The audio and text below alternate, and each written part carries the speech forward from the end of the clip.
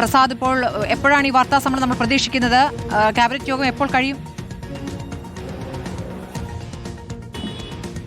അശ്മതി, സാധാരണ രാവിലെ 9 മണിക്ക് തുടങ്ങി 10:15 10:30 മുമ്പ് തന്നെ മന്ത്രിസഭാ യോഗം കഴിയാറുണ്ട്. 10:15 കോൺഫറൻസ് ഹാളിൽ വാർത്താ സമ്മേളനം നടത്തും എന്ന അറിയിപ്പാണ് PRDയിൽ നിന്ന് നേരത്തെ ലഭിച്ചിരിക്കുന്നത്. ഞങ്ങളടക്കമുള്ള എല്ലാ മാധ്യമങ്ങളും അവിടെ സന്നദ്ധവുമാണ്. ഇതുവരെയും മുഖ്യമന്ത്രി എത്തിയിട്ടില്ല. അല്പസമയത്തിനകം തന്നെ എത്തുമെന്നാണ് പ്രതീക്ഷിക്കുന്നത്. മന്ത്രിസഭാ യോഗത്തിന് ശേഷം ആ കാര്യങ്ങൾ ഒന്ന് പഠിച്ച് പിന്നീട് താഴെ വന്ന് മാധ്യമപ്രവർത്തകരോട് സംസാരിക്കുന്ന രീതിയാണ് VD സതീശൻ മുഖ്യമന്ത്രി ആയതിനു ശേഷമുള്ള ഒരു കീഴ്വഴക്കം. അതേ രീതിയിൽ തന്നെ അധികം വൈകാതെ തന്നെ വാർത്താ സമ്മേളനം തുടങ്ങും എന്നാണ് അറിയിക്കുന്നത്. ഇന്നത്തെ ചോദ്യങ്ങൾ വളരെ പ്രധാനപ്പെട്ടതാണ്. മാധ്യമങ്ങളിലെ വാർത്തകൾ നീക്കം ചെയ്യുന്നതിനൊപ്പം MDAയുമായി ബന്ധപ്പെട്ട ചോദ്യങ്ങളിൽ എന്ത് മറുപടി ഉണ്ടാകും എന്നുള്ളതും ഏറെ പ്രധാനപ്പെട്ടത് തന്നെയാണ്. സ്മൃതി, തീർച്ചയായും MDMA-യുമായി പിടിയിലായ യൂത്ത് കോൺഗ്രസ് പ്രവർത്തകൻ, അയാൾക്ക് പ്രത്യേക പദവികളൊന്നും ഉണ്ടായിരുന്നില്ല എന്ന് യൂത്ത് കോൺഗ്രസ് അധ്യക്ഷൻ പറയുന്നുണ്ട്. പക്ഷേ മുഖ്യമന്ത്രിയുടെ ഓഫീസിൽ, മുഖ്യമന്ത്രിയുടെ വീട്ടിലൊക്കെ ഇയാൾ നിത്യസന്ദർശകനായിരുന്നു എന്നുള്ളതാണ്. അപ്പോൾ ആ ബന്ധം സംബന്ധിച്ച ചോദ്യത്തിനും ഇന്നത്തെ വാർത്താ സമ്മേളനത്തിൽ മറുപടി വേണ്ടതുണ്ട് അല്ലേ?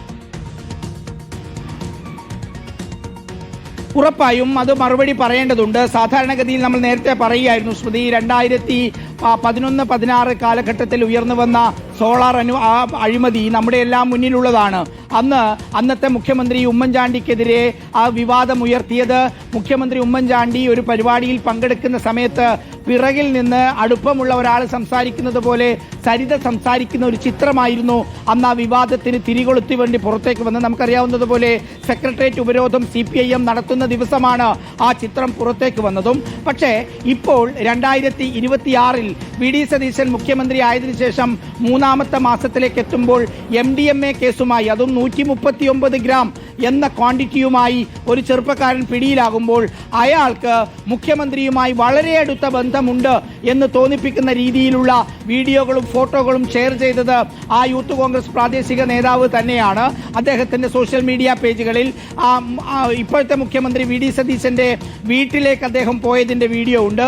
VD സതീശൻ തിരിച്ച് വീട്ടിലേക്ക് പോയതിൻ്റെതുണ്ട്. പ്രതിപക്ഷ നേതാവായിരിക്കുമ്പോൾ നിയമസഭയുടെ അകത്തുനിന്നെടുത്ത പടങ്ങളുണ്ട്. ഉറപ്പായും ഒരു സാധാരണ പ്രവർത്തകൻ എടുക്കുന്ന രീതിയിൽ, അല്ലെങ്കിൽ ഒരു കൈകാര്യം ചെയ്യുന്ന രീതിയിലുള്ള ഫോട്ടോകളോ വീഡിയോകളോ അല്ല ഉള്ളത് എന്നതാണ്. മാത്രവുമല്ല, അദ്ദേഹത്തിന്റെ സോഷ്യൽ മീഡിയ കൈകാര്യം ചെയ്തിരുന്നു എന്ന് ഈ ചെറുപ്പക്കാരൻ അയാളുടെ ഫേസ്ബുക്ക് പേജിൽ തന്നെ ഹുസൈൻ പറഞ്ഞിട്ടുമുണ്ട് എന്നുള്ളതാണ്. അതുകൊണ്ട് തന്നെ ഇതിനൊരു മറുപടി മുഖ്യമന്ത്രിയിൽ നിന്ന് പ്രതീക്ഷിക്കണം. കാരണം സ്മൃതി, ഇതൊരു പ്രശ്നമുള്ളത്, ഇത്രയേറെ ബന്ധമുള്ള ഒരാൾ മയക്കുമരുന്ന് കച്ചവടം നടത്തിയാൽ ഇങ്ങനെ ഒരാളെ എങ്ങനെ പിടിക്കാനുള്ള ധൈര്യം പോലീസിനുണ്ടാകും എന്നുള്ളതാണ്. നമുക്കറിയാവുന്നതുപോലെ ഈ പിടിക്കുന്നതിന് ശേഷം അന്വേഷണം ഏതാണ്ട് നിലച്ച മട്ടാണ്.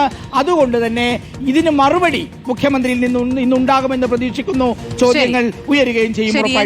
എന്താണ് ആ ബന്ധം എന്നുള്ള കാര്യത്തിൽ മുഖ്യമന്ത്രി വിശദീകരണം നൽകുമെന്ന് പ്രതീക്ഷിക്കാം. അതൊരു സാമൂഹ്യ മാധ്യമം കൈകാര്യം ചെയ്തിരുന്നു എന്ന് പറയുമ്പോൾ അങ്ങനെ ഒരു ആളല്ല എന്നുള്ള കാര്യം മുഖ്യമന്ത്രിയുടെ ഓഫീസിൽ നിന്ന് പറയുന്നില്ല. പക്ഷേ MLA നൌഷാദ് അലി അങ്ങനെ ഒരു പ്രതികരണം നടത്തിയിരുന്നു. പക്ഷേ മുഖ്യമന്ത്രിയിൽ നിന്നും ഒരു പ്രതികരണമാണ് നമ്മൾ പ്രതീക്ഷിക്കുന്നത്.